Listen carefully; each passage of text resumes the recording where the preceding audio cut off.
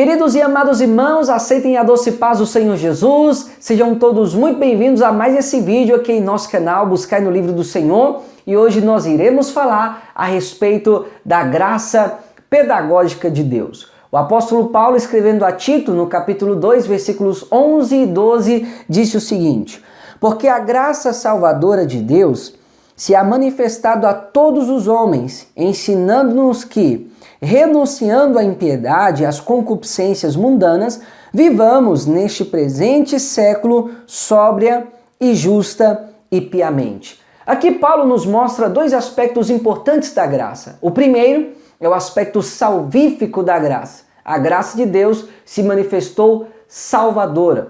Mas ele também vai nos dizer que ela nos ensina a renunciar à impiedade e viver de maneira sóbria, justa e piamente. Observe que há um aspecto pedagógico na graça de Deus porque ela nos ensina. A Almeida Revista Atualizada diz que a graça de Deus está nos educando-nos. Portanto, além de salvadora, a graça de Deus é uma graça educadora. E esse conceito de graça pedagógica, ele é um fio comum em toda a Escritura. No Salmo do Pastor, por exemplo, o Salmo 23, o salmista diz que o Senhor é aquele que o guia pelas águas tranquilas, pelas águas de descanso, de refrigério, mas ele também é aquele que guia pelas veredas da justiça. Jesus, em Mateus 11, 28, diz: vinde a mim, todos os que estáis cansados. É o bom pastor nos conduzindo às águas tranquilas, de refrigério, de descanso. Mas em Mateus 11, 29, Jesus diz: aprendei de mim, que sou manso e humilde. Nesse caso, é o bom pastor nos guiando pelas veredas da justiça. Infelizmente, nos nossos dias tem se ensinado muito uma salvação sem transformação. Um evangelho, meus amados, que em nada muda ou altera a nossa vida. Uma graça, na verdade, muito sem graça, porque ela diz ao pecador: venha como está, e infelizmente ele permanece como está. Dietrich Bonhoeffer, em seu livro O Discipulado, diz algo semelhante a isso. Eu quero ler para você as palavras que ele registrou. A graça barata, em vez de justificar o pecador, justifica o pecado. Desse modo, resolve tudo sozinha. Nada precisa mudar e tudo pode permanecer como antes. Nossos esforços são vãos. O mundo continua mundo e nós continuamos pecadores, mesmo na vida mais piedosa. O cristão pode então viver como toda gente, em pé de igualdade com todos, e não se atreve a, sob essa graça, ter uma vida diferente da que tinha sob o pecado, a fim de não ser acusado de herege fanático. Infelizmente, hoje, quando se fala em evangelho que muda, que transforma, que impacta a vida das pessoas, nós muitas vezes somos, meus amados, rejeitados e ignorados com a afirmação de que nós estamos vivendo debaixo da dispensação da graça, que a salvação não é por aquilo que eu faço, e sim pela graça de Deus. É claro, isso é uma grande verdade. No entanto, a graça que nos salva nos ensina a viver uma vida justa. A salvação é pela graça e não pelas obras, mas a graça que salva colocará em meu coração o desejo de realizar coisas boas também. Salvação sem transformação não é um conceito da palavra de Deus, mas sim um conceito inventado pelos homens. O apóstolo Paulo, em Romanos 5, diz que aonde abundou o pecado, superabundou a graça. Isso nos mostra que não importa quão miserável o pecador o homem seja. O próprio Paulo considerava-se a si mesmo como o principal dos pecadores, mas escrevendo a Timóteo ele diz: mas a graça de Cristo superabundou para comigo.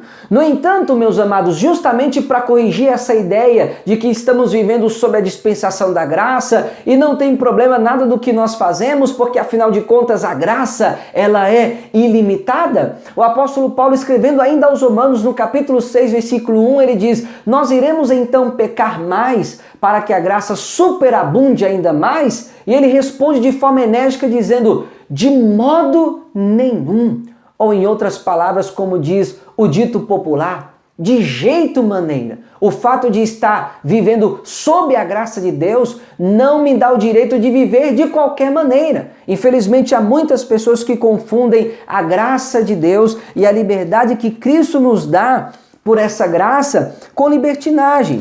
Mas eu queria ler para você o que diz o Salmo 25, versículo 8. Olha o que o salmista afirma: bom e reto é o Senhor, por isso ensinará o caminho aos pecadores. Há muitas pessoas que acham que, mesmo agora, depois que elas vieram para Cristo e entregaram as suas vidas a Cristo e foram salvas e se tornaram crentes, elas estão vivendo sob a graça, então não há nenhum problema o que elas fazem, afinal de contas a graça é ilimitada e Deus é bom. Mas o que o salmista Davi nos ensina aqui é outra coisa. Ele está dizendo, justamente porque Deus é bom e reto, ele ensina o caminho aos pecadores. É justamente porque ele é bom que ele não deixa o pecador permanecer no seu caminho de pecado, mas ele ensina a esse pecador o caminho da retidão. Se a graça te salva, ela também te ensinará a viver de maneira justa, santa e piedosa. O irmão Judas já nos alertava na sua carta quanto a homens que transformam em dissolução a graça de Deus. É aqueles que dizem, venha como está e permaneça como está. Não altera nada, nem por dentro e nem por fora. Essa é a verdadeira graça barata. A graça sem graça. O evangelho sem transformação. Mas a graça de Deus, meus amados, ela é uma graça educadora.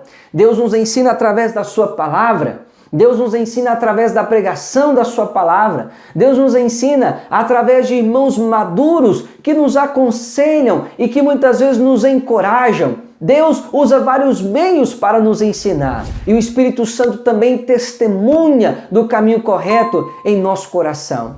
Eu me lembro de um culto jovem que participei e naquela ocasião um jovem relatou que estava em um dia na sua faculdade e após a aula alguns amigos haviam levado um bolo e insistiu para que ele participasse ali daquele bolo. Mas algo no seu coração lhe disse, não coma desse bolo. E no seu relato ele até comentou que quando ouviu aquela voz ele disse, eu conheço muito bem essa voz. Essa voz é a voz do meu pastor. E é isso que Jesus diz em João no capítulo 10, que as ovelhas reconhecem a voz do bom pastor. Os seus amigos insistiram muito com ele, mas mesmo assim ele colocou o pé firme e disse, não irei comer. E foi embora sem participar daquele bolo. No dia seguinte, a aula teve que ser cancelada, porque soube-se que alguém com intenções malignas havia colocado drogas ali naquele bolo. Olha que coisa interessante, ninguém havia dito nada disso para ele, mas o Espírito de Deus que conhece todas as coisas havia testificado ao seu coração que aquele caminho não seria um caminho correto e por isso ele deveria fazer como Jó, desviar-se do mal. O Espírito de Deus testifica, meus amados, com o nosso espírito. Um dos grandes aspectos da nova aliança, no que disse, o profeta Jeremias lá no Antigo Testamento, é que Deus nos ensinaria e Ele colocaria a sua lei tanto na nossa mente como também no nosso coração. E olha que coisa interessante isso aqui. Deus iria esclarecer a sua lei na nossa mente e nos ensinaria a amar essa lei com o nosso coração. Esse é um aspecto da nova aliança, Deus ensinando o seu povo. Embora nós não estejamos hoje vivendo essa profecia na sua plenitude, na sua totalidade, mas essa profecia em parte já está se cumprindo, porque a graça de Deus ela nos ensina também como testemunho interno do Espírito Santo. Ele esclarece a lei de Deus na nossa mente e nos ensina a amar com o nosso coração. Observe que a graça, ela não anula a lei, ela esclarece a lei, te ensina a amar a lei, para que assim você possa obedecer a lei com prazer. É por isso que João escreve em sua primeira carta que os mandamentos de Deus, eles não nos são penosos. Então, se você veio para o Evangelho, mas a sua vida permanece a mesma, ou é porque você não foi salvo, ou então você não está muito atento ao que Deus, ao que o Espírito Santo tem falado ao seu coração. Infelizmente, muitos crentes estão há anos na igreja, mas permanecem como menininhos pirracentos, dando trabalho e mais trabalho para os seus pastores. E eu fico pensando, um homem que aprendeu de Deus não terá dificuldade em ouvir os homens de Deus que são fiéis à palavra de Deus e que falam e ensinam conforme a essa palavra. A graça salva, meus amados, mas essa graça de Deus, ela também nos ensina. Se você não está aprendendo, é porque você não foi salvo ou porque você não está muito atento. E por isso, em dado momento, Deus pode usar a educação punitiva para te colocar novamente no caminho do arrependimento e no caminho da retidão. Nós precisamos estar atentos, embora seja um fato na Bíblia que Deus deseja nos ensinar, é um fato também que nós devemos ter vontade de aprender de Deus. Aqui no Salmo 25, no versículo 8, o salmista diz que Deus ensina o caminho aos pecadores, mas no versículo 4 ele diz: faz-me saber os teus caminhos, Senhor, ensina-me as tuas veredas. No versículo 5 ele diz: guia-me na tua verdade e ensina-me, pois tu és o Deus da minha salvação. Esse Deus da minha salvação também é o meu professor, ele também é o meu educador. A graça que salva, ela também nos ensina. Deus deseja nos ensinar, mas nós, como bons alunos, temos que também manifestar esse desejo intenso de aprender e entender e compreender qual é a vontade de Deus para a nossa vida. John Milton Gregory, em seu livro As 7 Leis do Ensino, ele fala sobre a lei do aluno. E ele fala que é impossível, ainda que se tenha o melhor dos mestres, o melhor dos professores, que algum aluno desatento possa aprender alguma coisa. Ensinar a um aluno desatento, diz ele, é como falar a um surdo ou a um defunto, porque ele não irá entender e absorver absolutamente nada. Há muitos crentes, meus amados, que estão muito desatentos àquilo que Deus tem mostrado, aquilo que Deus tem nos revelado na sua palavra e as várias maneiras e formas que Deus usa para nos ensinar. E é preciso nós dedicarmos também atenção e manifestar em nosso próprio coração esse desejo de aprender de Deus. A graça que é salvadora é também educadora. O pastor que guia as águas tranquilas, guia-nos também pelas veredas da justiça. O Jesus que disse: vinde a mim, ele disse também: aprendei de mim. Você deseja aprender de Deus? O melhor professor, com toda certeza, nós já temos. E o nosso professor é o Espírito Santo.